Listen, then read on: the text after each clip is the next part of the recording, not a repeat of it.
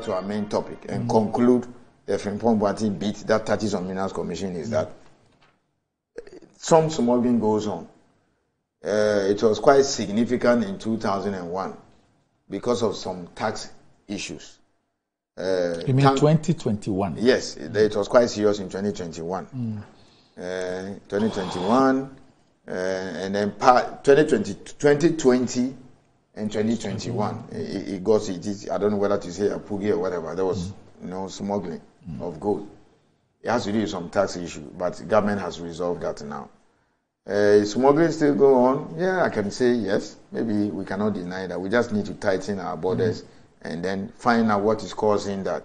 I think government is dealing with it. I would not want to come and be saying things that measures have not been fully completed yet. But you need to understand how gold is taken out of this country, the paperwork, etc. But smuggling by and large also plays a role. And I don't deal with going to catch smugglers. That's not to say I'm passing the buck.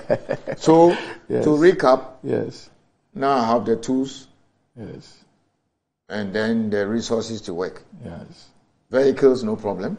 I mean, look at how other institutions are struggling. Okay? Yes.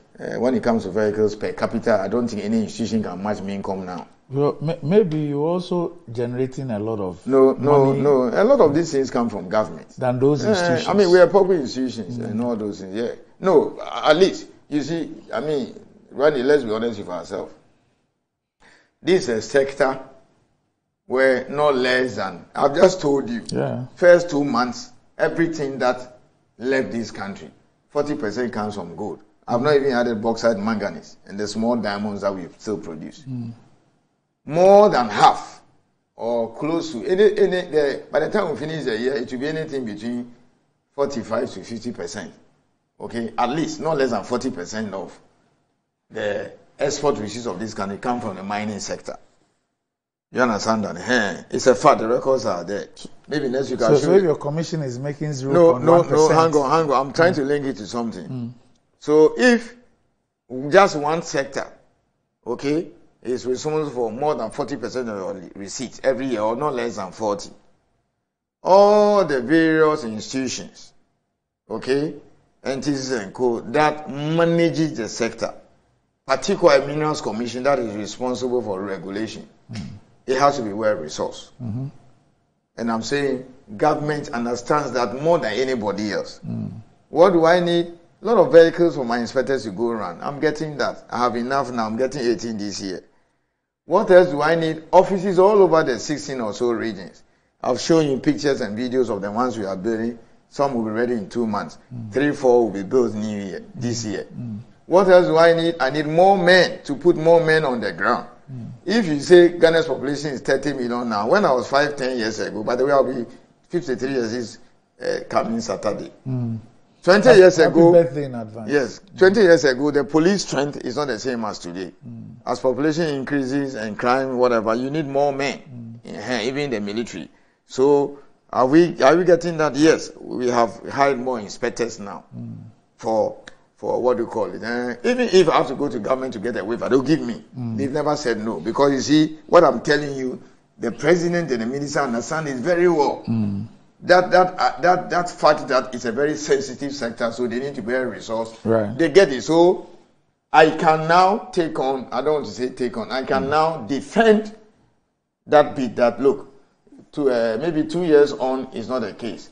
We are also connected internet-wise, so applications now run Monday to Sunday, 24 hours. So speed, ease of, making the license system flexible, and then getting things turned around quickly has been done now. So 4 or 5 things to show. Those who, I'm sure some people may be calling you or sending you a message and say, oh, we don't have your office here, don't worry. Some assembly, if you look at my go office, it will be sad. Next year we'll come and do it. Okay? Even Ahafo now will get a new office, because when Ahafo North is ready in 2.5 years, it means that the Newmont complex, current Subika, open pit and underground, and Ahafo North, which will be ready in 2 years' time, will be doing about 1 million houses. So Ahafo region alone will be doing about 1 million houses. Today's price, that's about almost close to 2 billion. I'll get a regional office for them. We have an office there for now. Kenya is small, handling small scale mining. So they are now service from Kumasi office. But with such huge gold complex, they need the Tamale kind of thing. And I'm going to my board very soon to get it done. So this is what is happening. Fantastic board, fantastic minister. I don't Who chairs your board?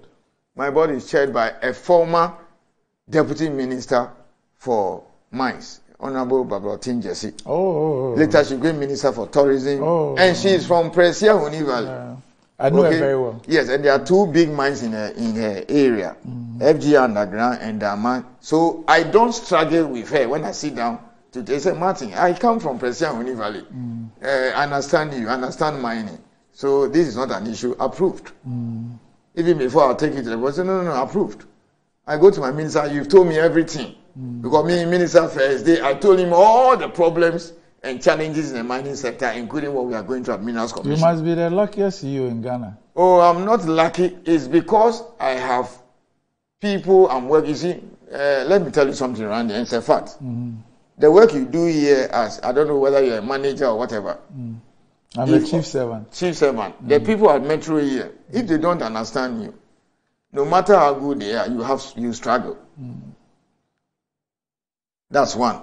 Two, even if you are so brilliant and the people down there don't have what it takes to work, you will not succeed. So I have 4 things going on for me very well. So it's not just luck. One, I have a minister who understands me and never says no to my demand or request. So that is number one. I'm always with him. We get along. He understands me. You see, I don't spend more than 5 minutes with my minister. Yes. I have never spent more than 5 minutes with my minister. And I'll tell you why. If I spend more than 5 minutes, we are doing a group discussion. Maybe he has called all the agencies and we are brainstorming. Because he has gotten the brief right from January. So when he comes and says, yes, where are we here? Okay, this. Okay, send me a report. I'm out of his office. Go and do your work. He has no time for 1 hour rhetoric. 5 minutes, I'm gone. If it's more than that, maybe he's meeting some delegation he wants me to sit in. And then whatever. Maximum 5-10 minutes, I'm out of his office. Because by middle of January, we sign off on what we must do, timelines. He's also come from cabinet. He's told me what he wants, what the government wants to do. So that is it. This is government policy. This is it. We discuss. After an hour or two, it's okay. Give me timelines. Everything. We sign off. So when he calls me, where are we with this? Oh, okay, this. Send me a brief. Then he also goes to brief the president of cabinet. So that's how we work. So much understanding. So it depends on the kind of minister you have. That's one. Two, I have a board chair who, when I was working at the Minerals Commission, she was a deputy minister in charge of mines under Honorable Amewu. So she understood the kind of things that were going on in the Minerals Commission. Apart from that, she was also a member of parliament of Presia Huni Valley. And she comes from a mining community with 2 big mines there.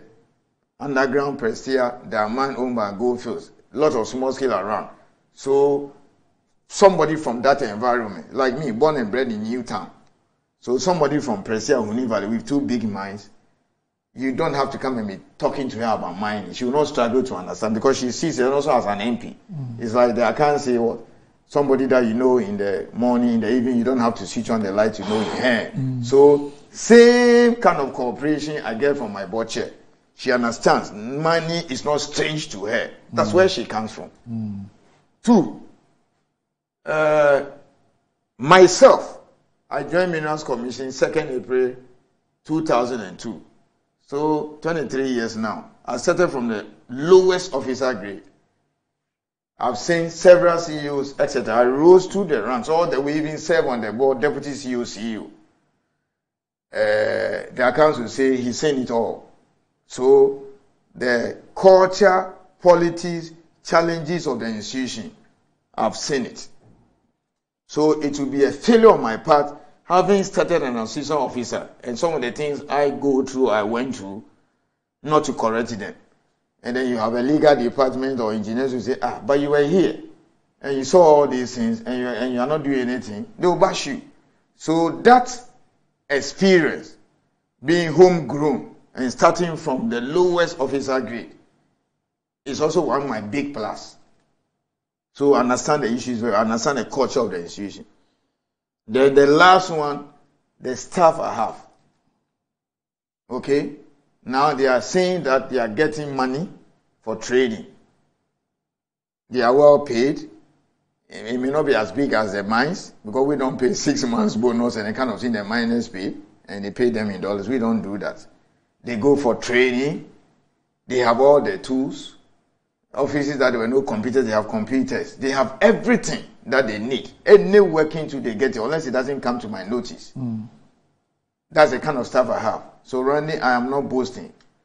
If I tell my officers today we are closing 10 p.m., they will stay and work. Sunday, if I say Minerals Commission we are working, I may be violating the laws of Ghana. But if I say, and I'm not boasting, and I'm speaking to the public, if I say this Sunday we are working 8 a.m., if you like come and park your car at Otumfo Hotel, you will think it's a normal working day. Because they know that no, for boss to ask us to stay up to 10 p.m. or come to work on Sunday, it means it's important. So is it that when they ask for anything, provided they deserve it, we'll do it for them. So these are the 4 things going on for me. It's not luck. It's the kind of stuff I have that how we take care of them and treat them based on the experience I went through, my own experience having worked there for 23 years, the kind of minister I have and the kind of board chair I have. These 4 put together is what is making things tick. All right. Not perfect. No. Okay. Madam, the last part about the staff, is it true? So for those of you who are wondering what I was doing, there's a member of staff at the commission who's here with the minister. I just spoke to Minister, unfortunately our time is up. Yes, because you allow the politicians to take my time. No, I've given it to you. So don't worry. Next week I'm available. Yeah. We'll start the opportunities in the mining sector. I've had chance to discuss it, especially for Ghanaians. Yeah, for Ghanaians. We've discussed some at Asempa. We discussed some at Metro and other states. Original FM. Oman FM and go. So we'll start that Thursday because it's not everybody who listens to the other radio stations. So next week we'll discuss that. Right. But all is well. All is not lost. Okay. And we're now ready for the second show in the week on this one. I interview with you. Yes. For the second one in the week. Yes. Yeah. That's it. Okay. We're ready now. All right. Okay. All right. So thanks Martin for joining me, and thanks for watching as well. And make a date next Thursday. We're looking at the opportunities in the mining sector, especially for Ghanaians.